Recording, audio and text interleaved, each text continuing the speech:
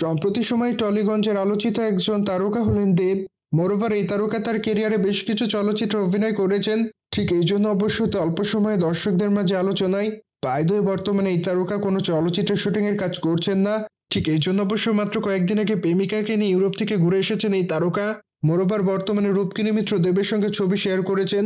যদিও দেবের জন্মদিন উপলক্ষে এই ছবিটি শেয়ার করেছেন এই তারকা। ঠিক সেখানে অবশ্য তাদেরকে কেকের সামনে হাসিমুখে দেখা যায়। সুতরাং সবকিছু মিলে এভাবে ক্যামেরার সামনে ধরা দেয় এই দুই তারকা। ঠিক এই জন্যই তাদের প্রকাশ করা ছবির কমেন্ট বক্সে অনেকে তাদেরকে লাভ ইমোজি দেয়। মোরওভার অনেকে আবার অ্যামেজিং লিখেছে, কিন্তু আবার অনেকে জানতে চায় তারা কবে বিয়ে করবে। মোরওভার অনেকে আবার এই জুটিকে একসঙ্গে চলচ্চিত্রের পর্দায় দেখতে চায়। সেই সাথে অনেকে আবার দেবকে জন্মদিনের শুভেচ্ছা জানিয়েছে। সুতরাং সবকিছু মিলে এভাবে দর্শকদের মাঝে আলোচনা এই দুই তারকা।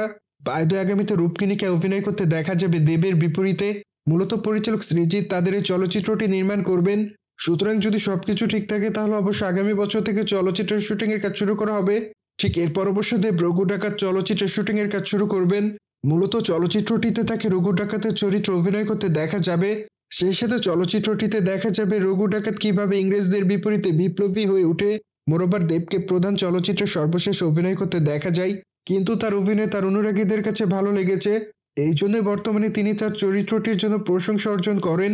সুতরাং জেনে তো নিলেন, টলিগঞ্জের তারকা রূপকিনী মিত্রের সঙ্গে দেখা যায় দেবকে তার জন্মদিনে।